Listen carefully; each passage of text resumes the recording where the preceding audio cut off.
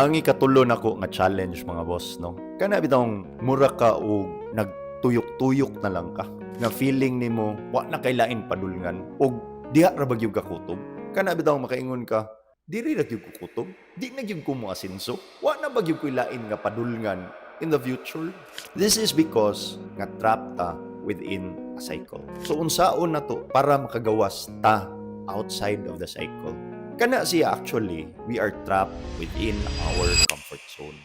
Diba na ay mga butang nga lisod na to buhaton?